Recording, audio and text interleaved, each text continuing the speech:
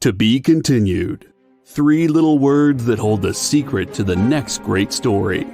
3 words that will thrill you, confound you, give life to new possibilities. Every variation of To Be Continued is a promise of adventure, a promise of excitement, a promise of unseen wonders and unexplored worlds. A promise that every issue you read makes you a part of a never-ending journey, and behind every page there will be an unopened door waiting for you. This story to be continued at your local comic book shop today. Visit comicshoplocator.com today.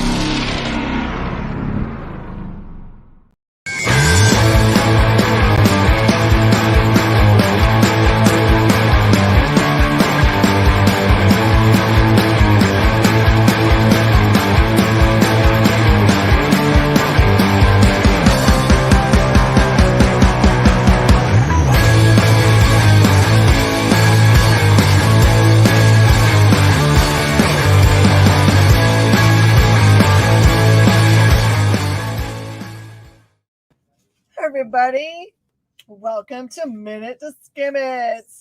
We're having some fun today. Hey, I miss Jen. Of course, it looks like I am Jen and Bean today. Yeah. And that's Bean. Hi. We had fun reading comic books today. Although, full disclosure, we did not read Marvel. Because as it turns out, you have to push order to get your books. We got it all squared away. They're hurling their way to us via airplane right now. I've been assured. All right. So the thing that we like to do here on the experience for a Minute to Skim It is to give you a spoiler-free review, which is the key for many of the books today, because there are lots of spoilery things in them. Oh, I love it. We need to make you that shirt. Oh my goodness. You're the sorcerer Beam. Yes. I think who said that? Somebody else came up with that first. Maybe it was Jay. Jay, do you want to take credit for that? Yeah. Oh, Neuralink, the Marvel subscription. Yeah, we thought we might have to today, but I want to give a mad shout out to our friends at Penguin Random House, Matthew Klein, who is one of our reps, and Frank. He's got one of those last names that's easy to forget. It's probably Jones or Smith. Who is our other new one that I'm just getting to know, who called us back right away and let us know they'll help us out. Because I guess we were not the only people this week that did the exact same daggum thing. Oh, my goodness. So never worry. They're going to be here. We just aren't going to be reviewing them tonight. So first thing I'm going to do is do something that's not a review. Every once in a while, I get fun things from people that write books, like Zach Kaplan. Let's see what he sent us. He actually sent me a message the other day. He's like, hey, did you get my package? All right, let's see what Zach has to say. It says, hey, gang. I'm so excited to bring you my newest series, Breakout, with Dark Horse Comics. This is a passion project for me, and I really want to help get the word out. So here are some exclusive flyers. I hope you'll join me, and together let's plan an out-of-this-world prison break. So just a heads up, this awesome book out of Dark Horse appears in your local comic shops on April the 13th. Here's a fair warning to get it added to your polls. And this is the pitch for it. It says, spaceships from another dimension are abducting young people, but when governments around the globe give up hope, this crew plans an out-of-this-world prison break. If you like Zach's other things, which you probably do, like Port of Earth, Eclipse,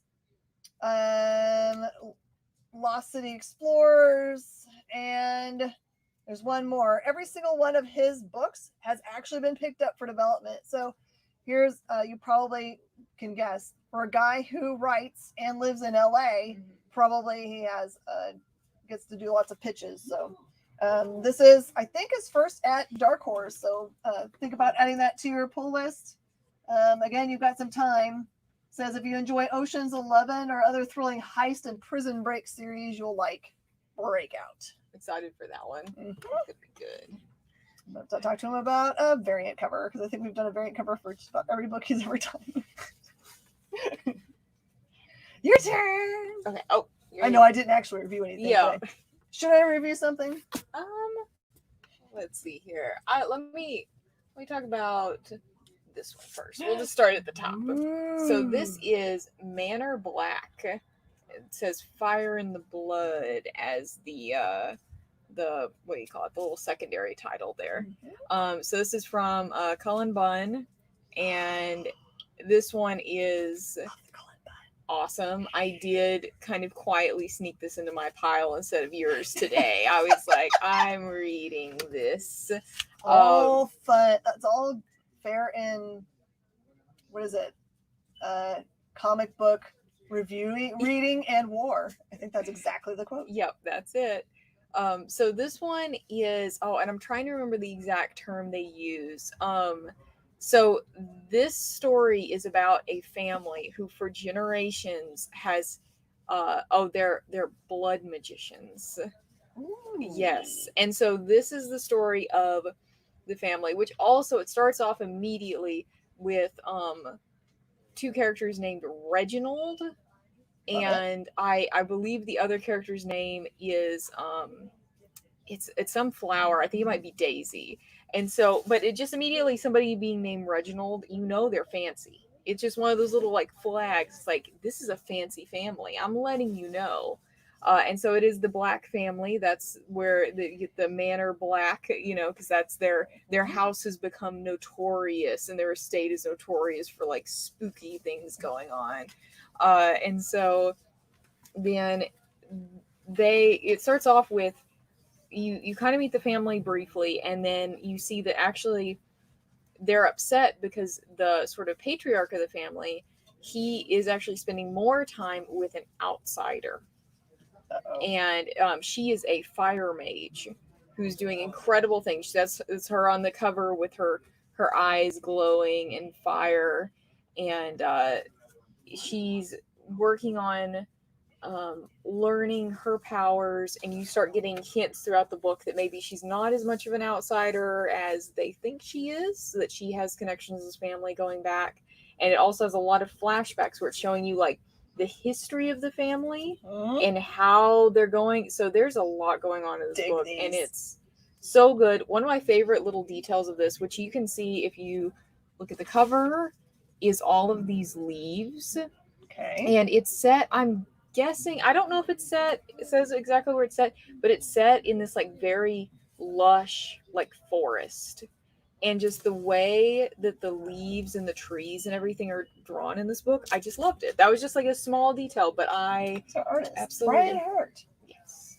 So I am not familiar with his work, but I probably will be seeking out more of his stuff because I really enjoy how he draws plants. So I finished reading a little bit early today, so I went through and kind of like took a peek at my feed, and it was interesting to see a post from him saying that he had been asked he didn't say which publisher, he said a publisher asked him to pitch 5 different horror stories for I don't know what. Yeah. Then pick one, I guess.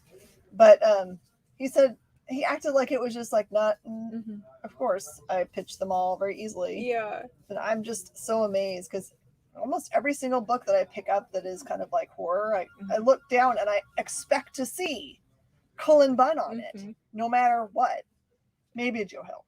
Joe Hill's also amazing. Yeah. But it doesn't surprise me ever when it says Cullen Bunn on it.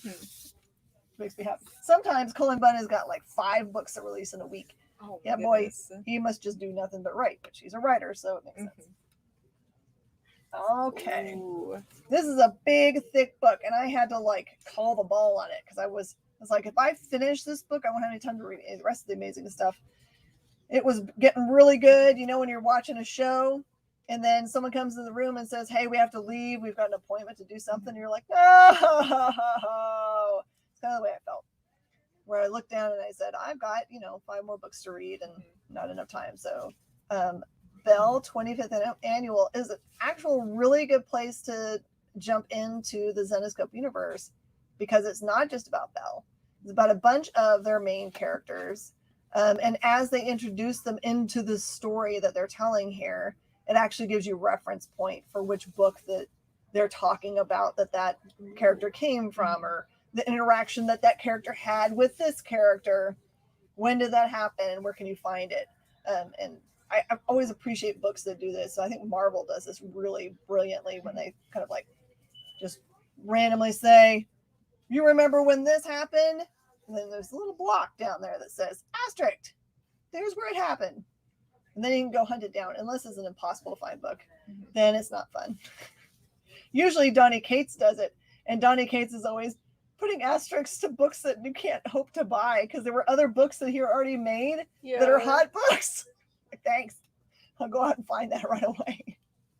But this one is a good place to jump on. It's a 64-page book. Oh, 66 pages, not to be outdone. 66 pages of amazing art and strong female protagonists based in the universe of Zenescope. And it is wonderful.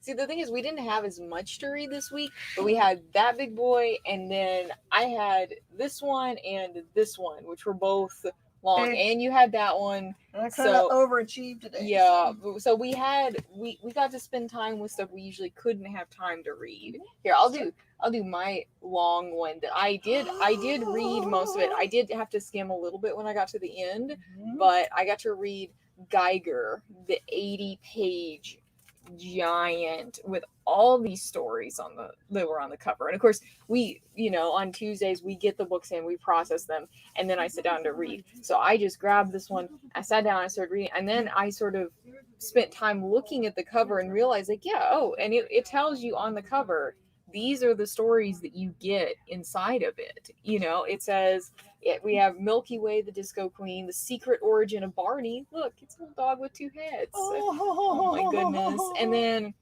the most wanted woman alive, Bonnie Borden. Tales of the Unknown War, which, like, I think this is, you said there was a new character being introduced. I think this is him. Okay. Right here. Makes sense. They put them all in shadow, so you don't actually see him. Very mysterious. And then the Victims of Safari Bob, which was hilarious for a story about murder, but it was probably kind of like the comedic relief-ish, and then Goldbeer's Secret Treasure.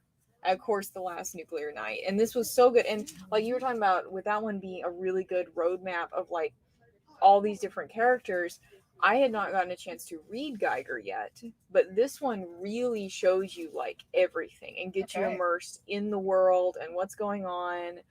And it even has like a timeline, which, and I'm going to talk about some of the characters, and I don't know, you can kind of like let me know if they're ones that you're familiar with already, which is really, I never got to read anything past like issue 3 because we sold them all out on opening night. So the only thing I remember is that it's about a family that experiences a nuclear holocaust. Dad gets caught outside of the bunker, and Dad becomes super nuclear powered, and then everybody wants him, right?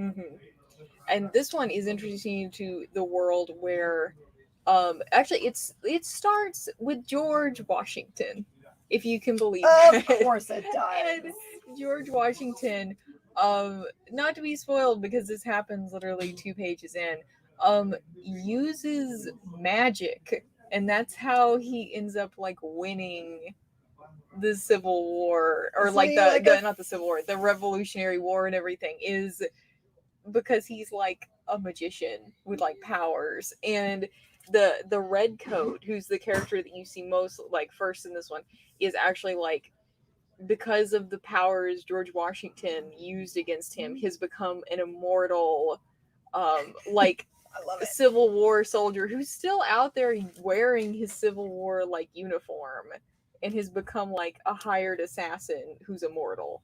So that's just like one character from this book. And this is the kind of thing that I like, because they've done just enough in this book to make you think this could be really true. Yes. Because George Washington is known to be like 33rd degree level Mason. Yeah. So Order of the Knights Templar. So of course. Yeah.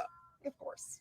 But yeah, this one's good. And also this one, it not only is like, oh, here's a character, it's like coming April 2022 in their own series. You know, like this is like telling you, this is the guide of like how to get into this series and everything. This book does, I think every week I might have like one little gripe about things. Okay. I do have a small thing. So this is one of those that's got the flat spine. What's the prestige format? Prestige format. I think some of the full page illustrations were not necessarily intended for that. Oh, that's so the only. You'll have to crack your spine. I know, and I can't do it. You know, and so I'm actually looking forward to. I'm hoping some of the images appear in the comics they're hyping, so that I can fully enjoy them. Because right now they're kind of crunched a little bit, but that's okay. Still worth it. You have to like. Have you ever done that before, where you don't want to crack the spine, so you're holding the spine shut, but you're like, oh my lord. Yeah, you got to do the. I kind of did the roll and the imagine, you know. So I feel like you got to get out your headlamp. Mm-hmm. It's like you're mining down to the middle of the pages. Everyone's out there saying, I know exactly what she's talking about. I think I've done that before. All right. So AWA Upshot. I was super excited about this. I read kind of a preview of this. AWA is really smart in that they send us little PDFs to get us juiced, which I don't usually open because I like to read them for the very first time on this night, which is kind of like Christmas Eve for comics every single daggum week. So I'm happy about it. This is Primos, which is a 4-issue series from AWA, which focuses in on ancient, like Mayan gods, there's one right there you can see. But the characters that are part of the story are all modern folk. So it's a set of 4 individuals. They are 3 individuals, that are introduced at the very beginning pages of the book. But it's all narrated by this guy right here, who doesn't think much of himself, but he's so funny in the way he describes his powers. He's like, I'm an effing wizard or something. Yeah. But and also he describes his eye makeup as like he reckons it to be like some there's like a band that he says that he looks like eyeliner from this band. So it has a lot of like, it looks at itself with a little bit of humor, but the story itself is not humorous. It really is about their tie back in the past to Mayan culture, and then this passing down of these powers. So I don't know where it's headed, but I'm definitely interested in finding out, because I don't know if you guys are the same, but whenever I go to the museum, which I'm kind of a museum hound, I'm one of those people that reads every single little plaque for all the things that are there until my back starts hurting, and then that's done as I got old. But the Mayan, like how beautiful all that stuff is, usually is in like jades, and I don't know, it's so beautiful. Their culture is very interesting to me. A really interesting thing about that book too is that it is being released both in English and in Spanish edition. That's right. You can get that one in Spanish, which I think is absolutely awesome. So definitely, it's kind of groundbreaking. I think the last one that I remember coming out in Spanish that wasn't just kind of like part of the story was, I know that Walking Dead came out in a Spanish edition, but I can't remember any other ones recently that came out the first day. Yeah, having Spanish also. Yeah, so that is very cool. Very good point. I also thought, okay, this is something we need to remember for our customers, because people aren't used to looking for what language something is in, you know. So I was like, gotta focus. All right. Ooh, what am I gonna do next? Oh, you know what? Let me do this. Yes! And the official image timeline. I was so excited. I have been really, really busy the last few weeks. I did not know this was coming out. This was a surprise to me when I opened up the box from Diamond today and pulled it out. And I was so happy, and immediately just like absolutely excited. I didn't even know what was in it. That's part of why I was like, I've got to read this for Minute to Skim It so that everybody can know what the heck is inside this thing. Mhm. It is exactly what it says. It is a timeline. You open it up, it starts all the way through, year by year, all of the big things that happened from Image. And it is just a joy. And actually, one of the main things, because you get all these like fun little things where it, like the about the month where all of the founders swapped books, but they made everybody absolutely go crazy because they didn't tell anybody who was doing whose book. So I forget, like, it, they had I like, don't remember them doing that. yes, I mean, there's so many little things in here. It was so good. And like I said, you get all these little things, and the thing that I really enjoyed reading it is like, you are like, I forgot about that book. It's 30 years of comic books in this book, and it is absolutely wonderful. Honestly, like, I'm gonna get this, and this is gonna be like a reading list for me, because it really did. I started going through it, and I was like, oh, I remember that book. I haven't read it in forever. I should go back and read that one. And some of them, I was like, I missed that. I mean, I was a child when some of these came out, so that's not really surprising. But I was like, some of these I've never heard of, but I want to. I've heard of them now. I want to read them. So this is absolutely awesome. If you have ever enjoyed Image, ever, you're gonna really enjoy this. And like I said, it's also just the humor. And I mean, it's a comic company created because people love comics, and That's the truth.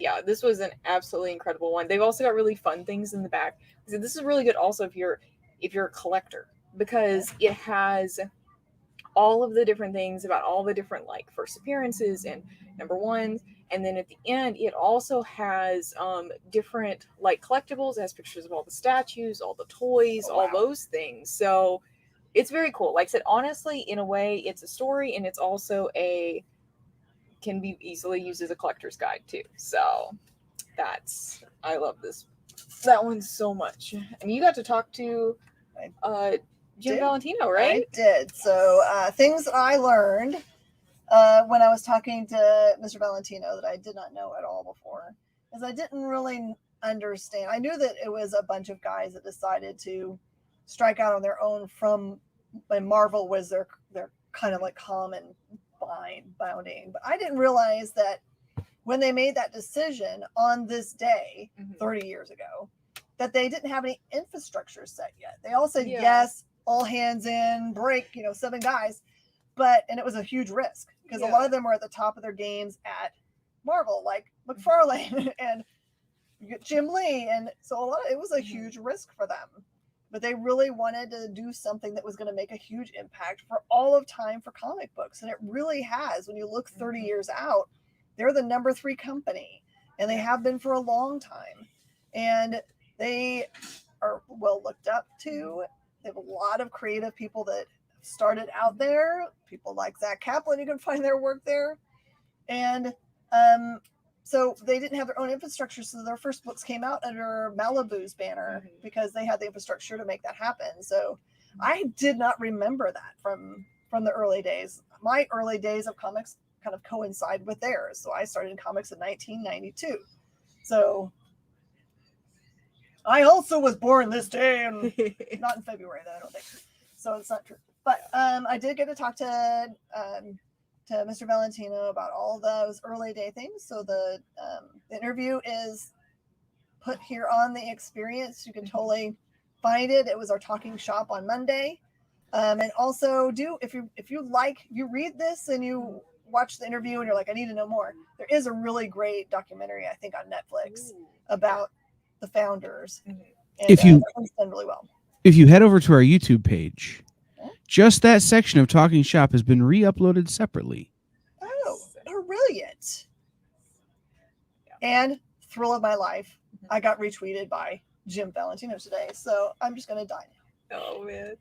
I know. And this is, I think I was extra excited, and, because Image was the first comic book company that I really was like, oh, wow. And they're really, I would contribute me collecting comics and being sitting here Mhm. to Image, partly because they have worked so hard to make with their 25-cent number ones that they put out and their $10 volume ones. That was huge for me, is that they make it as accessible and as financially accessible as possible. And like, honestly, without that, I would probably not collect comics. Do you remember what your very first Image book was? Do you have a recollection? It was Saga.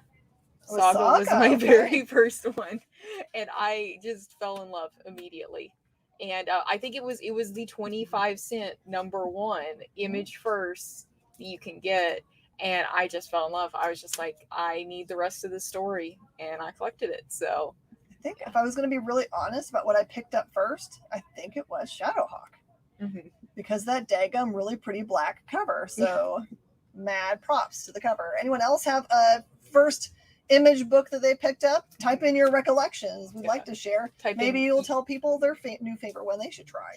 Like I said, there's so many in there that I was like, I need to find that. I've never seen that before. I need to find it. So Savage Dragon. Yes. Ooh. Eric Larson with the originals. Yes. Alrighty. Let's see. It's your turn now. Okay. Someone did ask, is there a Red Sonja number on the second shelf? There is, Rudolph. We're just doing reviews right now, however, just so you know. Spawn for Jay Burns. Awesome. All right, this one is a Valentine's Day special, although it doesn't feel very Valentine's-y. That's what's going to be my guess. I was like, I feel like they're going to make it cutesy on the outside, but it's Red Sonja, so she's going to be chopping heads off on the inside. Yeah, so. I think there are some hearts that come out of bodies in this one. So yes, it's just normal Red Sonja goodness where it actually introduces another character that I don't know that I'm familiar with. There's a young lady who looks, I don't know, she's got red hair, but she's not her at all. Yeah. And it ends up interacting with Red Sonja, and it's really, really good. And this is, I don't know if this is an artist that they've had on before. It's a really awesome name that starts with an S. I'm not going to be able to remember it. It's like Sokaya or something. But I'm guessing that this artist is going to be a sought after artist soon because they got the chops, and I like. So I'm not trying to like show boobs, but the sparkle of the armor. I looked at it to try to figure out how it was accomplished artistically. Yeah, and I can't figure it out. Oh my goodness! I mean, it's like white, and then they surrounded it with black. I don't know, but anyway, it's masterful. It's masterful. Awesome.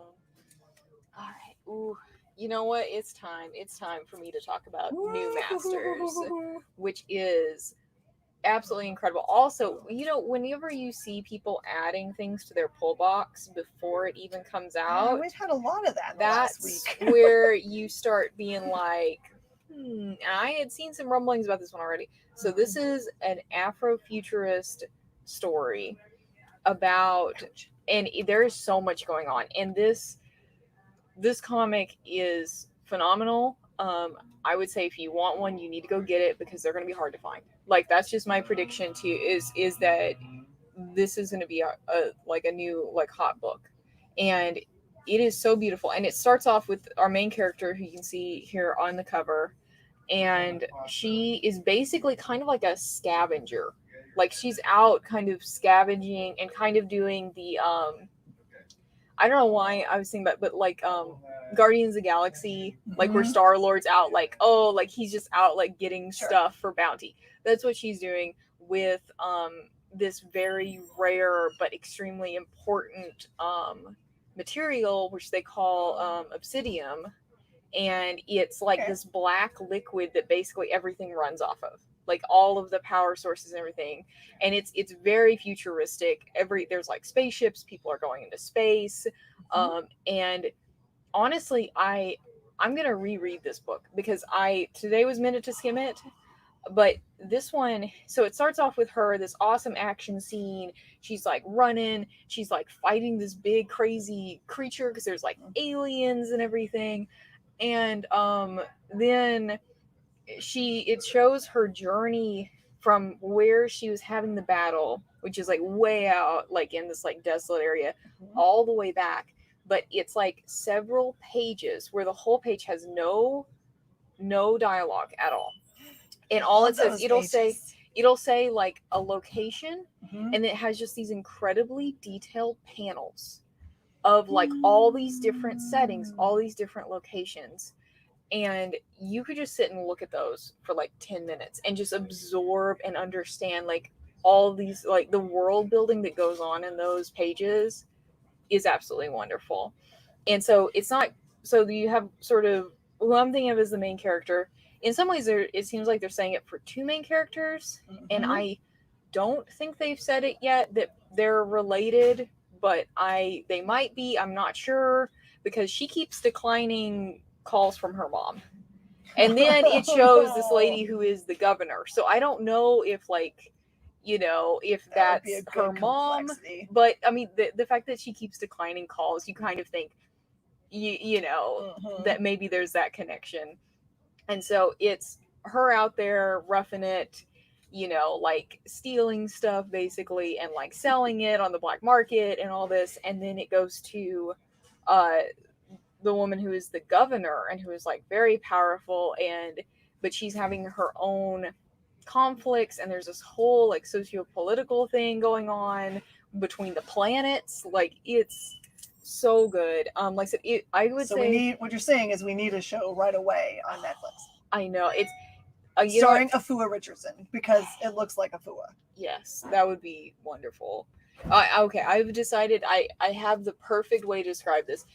This is if like Guardians of the Galaxy and The Expanse as Afrofuturism. Sorry, I just had a little. I mean, it's that good. I didn't need a cigarette. Oh no. No, Mrs. Chin, don't start smoking. But yeah, that one's awesome. Like I said, go call your local shop and be like, I want it, because it's going to be, I feel like they're saying they're not doing second printings, but I'm wondering if they're going to make an exception, because that one's going to be gone.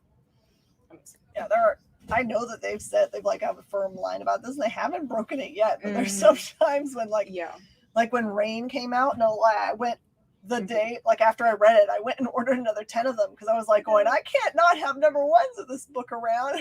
And we both just looked down, because the pile of 10 is sitting right here in the floor waiting for the next show we do. So there's a couple of them that I'm just like, I think that this is going to be a weird era in which, especially for Image, the smallest print run of all time will be some of these number ones and number twos, because they're not going back to print. And there's no paper to do it with anyway, so that's the way it's going to go down. I've been looking forward to this one. I got the Speed Republic. They have the needs for speed. Okay, so I'll tell you what it feels like. It does feel a little bit like The Greatest Race. Mixed with, do you guys remember there was a Bachman book, short story that was called The Long Walk, where it was like these people of a certain age, kids, I guess, teenagers, all compete in this long walk. And at the beginning of the book, you have no idea what's going on, except for the main character has got kind of like plans. He's like, I'm smart, I'm wearing hard-soled shoes, so that's what they told us to do. And I brought some extra like meat in my bag, which seems kind of weird. How long are you gonna be walking? And as you go in the book, you realize that there's no like quitting the long walk. If you drop out or get injured, they just shoot you. Oh my goodness. There's only one winner. Yeah. So I don't know if that's really the way it's going to play out, but it has kind of like that feel of like dark undertones to go along with it. It's a race. So it is like a road race. And it is the Speed Republic, but that is kind of the feel and mood and tone of it. Is like the greatest race, but I'm guessing that there's no really quitting this race. And this is by Mad Cave. And I don't know what all this means over here. It's got to mean something. There's A's all over the wall. I always feel like everything's a hint. Maybe it's not A's individually. They're saying, yeah. They're yelling because everybody's driving so fast. They're surprised by it. Maybe. So that one's going to be a great series to follow, and I don't think it's a long one. Yeah. Oh my goodness. Let me talk about this one. This one is one from Teen Spot, which I'm not gonna show the cover super close because I don't want us to get super flagged. But as people who have followed Keen Spot will know that what their covers look like. So yes. Oh, you have no idea. This book, it has very out there covers. This is called Bonyeer. It is the number one. It is the beginning of their series, Bonyeer from Keen Spot. Bonyeer the aromatic. And I thought I first read that as the aromantic. And so I just thought, like, and she's, clearly, in like a fight with zombies. So I thought, maybe it's one of those where she's fighting and then she's also an aromantic, and, I don't know, her dating life or something. And then somebody pointed out, no, you've read that wrong, Bean. It's the aromatic, as in smell. Mm-hmm. And I was like, what the heck? And I thought maybe it's a typo because it just made so little sense. This is, and you know what? Also, I was kind of like, what the heck? I picked it up. I kind of had like a skeptical look on my face of like, what the heck is this? I loved this book. This book is hilarious and great. And the story in this is that the main character is this woman who is out there fighting and like adventuring, and she also has body odor. So like for fans of Snot Girl? Yes, like yes, if you want like a more action-packed Snot Girl, that's it. Like it really is. So it begins with her getting her crowbar, which is like this like red object that she has that she's holding, and that becomes like her main weapon. But she gets it because it's actually like this magical artifact, and there's sort of like all these mystical things happening around her. Mm-hmm. But she treats it totally as like, what, this crowbar? What, this is magical? Like has that attitude towards things. And basically the crowbar is being used to summon a bunch of the undead, which is why she's fighting zombies. But whenever she gets in a like bad situation, she deploys her weapon, which is that if she starts sweating, then she becomes incredibly stinky. Just so incredibly stinky that she kills all the zombies, and the person who summoned them is like, how did you kill the zombies? They can't even smell. But somehow your BO was so bad you killed the zombies. And it's hilarious. They draw it as like a purple cloud that like just encompasses everything and like explodes things. And so it's a hilarious book, and it actually looks at it's very compelling, and you're invested in this character who like, and she's just trying to find a way to not have BO because she keeps getting kicked out of like hotels and stuff because she stinks so much. Like it's wild. But it's like now I feel like we have to tell a tale where Pigpen shows up as a grown-up and that they fell in love. Oh my goodness, it's real. It was surprisingly like it. I enjoyed it a lot more than I thought I was going to. So that kind of sensibility makes me believe that it's been created by people that are also not American. Because sometimes that kind of seems like a kind of a European joke. I think it's funny. Love it. All right. Okay. So this is a DC book. I was so surprised you put this in my pile. I know. I was going to mix it up for you this week since you didn't have any Marvel. I gave you some DC. Okay. So Monkey Prince is what I got to read.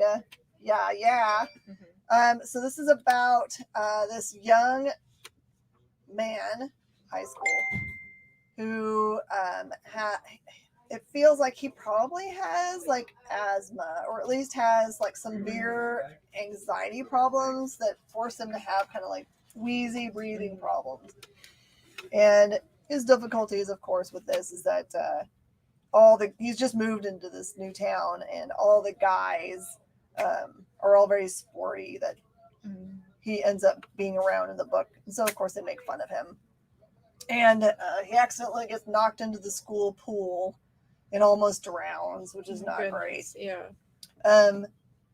But he meets, I guess it's like the security guard, or maybe he's just like the janitor, unsure, who also feels like he might be a secret mystic. And he gives him this advice that he has to go through the water, not veil, what's it called? The water curtain. And so the boy believes it's just like to go into the water of the pool. And then it gets really cool. It gets into why Monkey Prince? Where does the Monkey Prince come from? Does he come to save this kid? Is he part of the lore of the Monkey Prince? You've got to read that to find out. But and I don't know enough to know whether the Monkey Prince has ever been around, if this is a character they've had before and now they're just exploring his origin story, or if Monkey Prince is brand new and they've never ever seen him before and now they're introducing him so that they can have a new character to add to their massive amounts that they're going to need when they kill off Batman and Superman and Wonder Woman and Green Lantern and the Flash in a couple months. I don't know where they're going with it, but I'm all for being ballsy enough to kill all your main characters off. Why not? But maybe the Monkey Prince will now be your new main character, and you'll need the number one. Yeah, and they've been advertising that one for a while in the DC book. So I'm definitely gonna read it on my own time, but I wanted you to be able to read it today. And he has really good kicks, so he has a collection of sneakers. I feel like he get along with Miles Morales very much. It'll be awesome. Oh, here I'll do my DC book, which I think is my last one that I have to talk about. So, and I know, do you have any left? I've got 3. I don't know how this happened. 4. Oh, yeah. My bad. Well, you also brought out like this special thing first, so I started just adding random things to the board. All right, so DC, I did Dark Knights of Steel number 4, which this series has been absolutely wonderful. And in this one, because the last one that we saw from them, it was really very action, a lot was going on. This one, which you can kind of see too on the cover, I love this stained glass that they've been doing. And here you can see actually, is in this world, Superman and Batman have grown up as kids together, and they are basically kind of, they are not directly family that we know of, but then they have grown up together and they're very close. And so basically Superman is the prince who is of this medieval castle, while Batman is pretty much the head of the guards and is like the one out there like policing everything, all that. Okay. And this one, I'm trying really hard to do this without spoilers in case you have not read this, because these books, just reading number 1, I mean, the end of it is like mind-blowing. These books are so crazy. And in this one really takes a step back kind of from the action and does a full exploration of Batman's childhood in this world that they're setting up, of like this where they're in medieval times. Like I said, it explains it well why Superman and his parents are in medieval times. Everybody else is just kind of a stretch, but you know what? It's fun. It's really fun.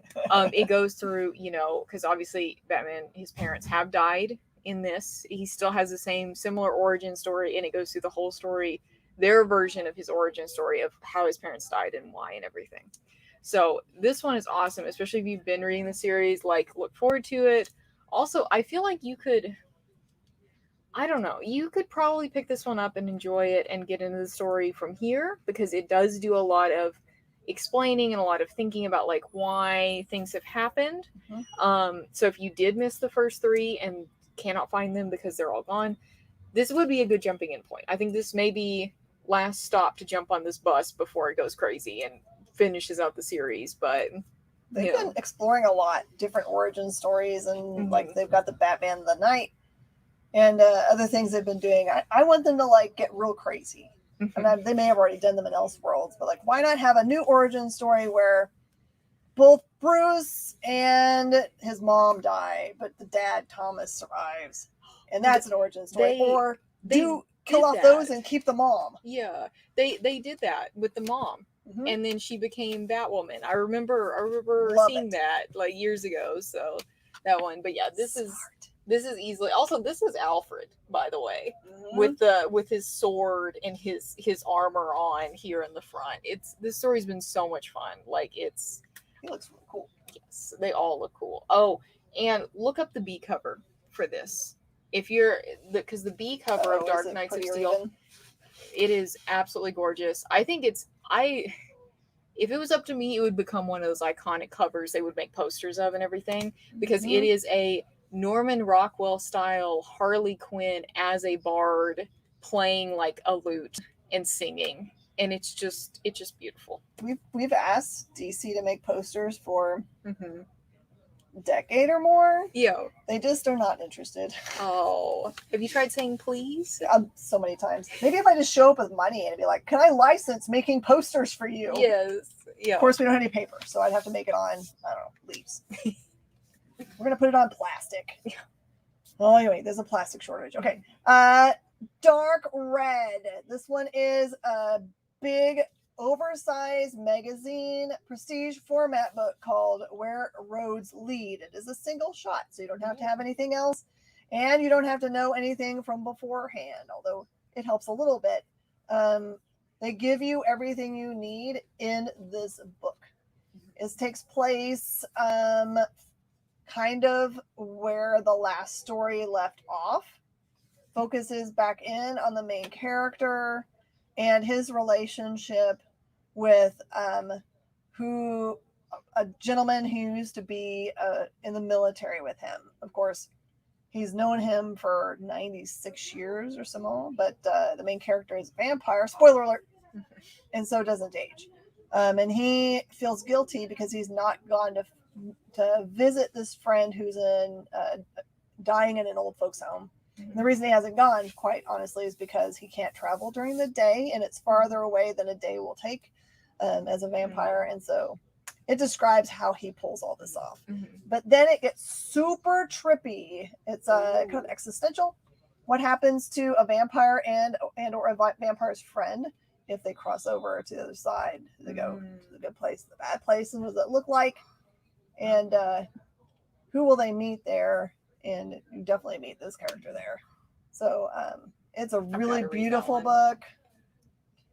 Yeah, it's so Chip is definitely in some trouble, and it wraps up very nicely. It's a beautiful book. It's got that buttercream paperweight you like. Yeah. Hey, it's just all you now. Okay, I'm done. I'm trying to decide how to do this in order, so I'm going to show this to people. All right. Just wanted to mention. Look, there's he pulled up the cover. Look at that. Oh my Isn't that words. nice? That's just beautiful. That's so cute. I get you now. I understand. Some of you guys may have picked up the regular edition of Butts and Seats, the Tony Giovanni story from Source Point Press. This is the Kickstarter edition, which is a hardcover. You got the foil buckle on it. They did really well in the Kickstarter, so they got to upgrade and upgrade and upgrade and upgrade. So there's a bunch of upgraded versions out there. If you didn't finish the Kickstarter with them and you don't have one, you might ask your local comic shop if they backed the retailer edition of the book, and you might be able to grab one of these up. And there's some cool little things that came with it, like a really cool bat pin, which I'm sure everybody in the universe is going to want. Yes. But the only way to get them is to back the Kickstarter. So just a heads up, those exist. You can also you won't be able to get them from Source Point Press directly since it was a Kickstarter edition, but you might be able to get some from Dirk Manning. I don't know if Tony Schiavone will have them at events, like if he might be signing somewhere, but you might ask about that too. Yeah. If I was them, I'd be having a special signing. Okay, and this is an awesome book that was released called Across a Field of Starlight by Blue Delaquanti. They live, where does it describe they live? Oh no, I thought I'd have it memorized and it's so bad. Good thing is it says it down here. Lives in Minneapolis, they live in. And they have done online comics for a lot of years. and you can tell because they've got a lot of material here. This one is really sweet book. It is sci-fi. It happens in space, and it's about these two characters, Lou and Fasten, that are from different planets or types of humans. I'm not sure. That one of them, Lou, is part of they're just out there kind of like doing scientific exploration and stuff. And Fasten's group are part of a more of like a warfaring group. And Lou is kind of like investigating a planet, has found crash site, and then finds Fasten there. Fasten has no way, all of the ability to like contact their people has been destroyed. So they strike up this really awesome friendship that allows for neither of them to kind of like betray their own people, but allow them to have a friendship that lasts like all of their lives.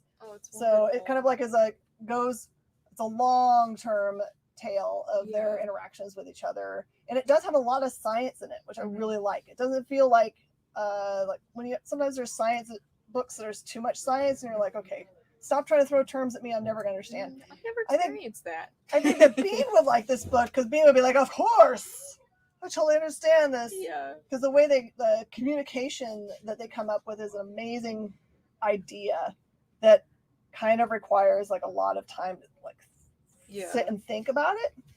I know. I love it. I run into that. My mom, which also if she's watching, hi mom. But I remember one time I recommended her book, and she's like, it did have a lot of quantum physics in it again. I did get a little lost with it, but I think the only one that I never got to finish that was like that is like I love The Martian, the movie, but The Martian, the book, a lot of potato talk. Way too much soil. Sad little pig. A lot. Oh, that's my mom. Hi. All right, and this is crossover. This is what I wanted to finish with today. Am I doing it right? Wondering. Yeah. Okay, so when people have asked me in the past, what was my favorite book of this last year? And I had lots of favorite books. This is when I say this is not taking away from anybody else's book, who if you ask me on any given day, I might change my mind. But when I was asked, I said crossover because it gives me everything that I want from a comic book series. It takes me out of reality and it inserts a reality that might be occurring, kind of like The Matrix. If you watch the third Matrix movie and you're like, this is the moment in the movie in which I think to myself, maybe that thought I had when I watched the first movie, like I am in the Matrix and I can control lights as I'm driving down the road right after I leave the movie theater. Green. I really did, by the way. This world feels like this could really happen. Has it happened? Is it happening? Yeah. And it gets even more meta in this issue. There have been issues in the past that Chip Zdarsky wrote and that Cates has written in which they've killed creators. And this gets a little bit more crazy because there is another creator that shows up, takes it to a whole nother level of meta, and then brings in, you know how the idea of crossover is that there's this bubble of, it was like this dome that shows up over a city in Colorado, and then out of the bubble comes all of the, what we would consider comic book characters of all time. They just show up. And somehow Donnie got permission to show characters that aren't his, like Spawn and Batman. So many of them. And he does it again with this one. So if you're a fan of really big characters that have meant a lot to the Image universe for a while, you don't want to miss this crossover. It's everything you'll get to the end of the book and you'll be like, yes, I can die now. I'm happy for all the things that have happened in the world. And do you feel like some of the things maybe they do, like they release it because it is the 30th anniversary? Do you think that was a coincidence, or do you think that was a planned big epic crossover moment? I like very much the very carefully worded reason why the creator that shows up in this book says that this book exists and that everyone else misunderstands. but we, as the reader, know what he's saying, and we love you too. So Just saying. cryptic. When you read it, you'll be like, Yeah. I know everything that Miss Jen is saying. I love him too. All right, there's a bunch of cool trade paperbacks that are also coming out this week. So, like The Dark Age is finally out, which I'm sure is going to disappear right away. That was an awesome Red 5 book, and many other ones, including some really awesome board books that have come out that have DC characters in them. So, from the very youngest to the very oldest, there's something for everybody this week. So definitely make your lists. Call up your LCS using your knowledge of their phone number already, or if you want to find a new one because you just moved somewhere else, you can use comicshoplocator.com and the zip code where you are, and you can go visit a new one if you don't have one currently, because I think people are moving around this country. Yeah. Like I said, call about new masters. I'm calling it. That one is going to be hard to find. Yeah, that's going to be true. All right, everybody. Thank you so much for joining us Minute to Skim It. And then I think that Bean is going to do an hour to power that book again. Oh, it's just, that's not going to be an hour of power. That's just going to be a nice afternoon just sitting with it and just enjoying it. So perfect. All right, you guys. Remember to subscribe if you like our review show. You can always go back and watch it on the Experience anytime that you like. We certainly appreciate you guys showing up and supporting us on this long journey we've been on for 6 or 7 years. We'll see you guys next week. Bye, y'all.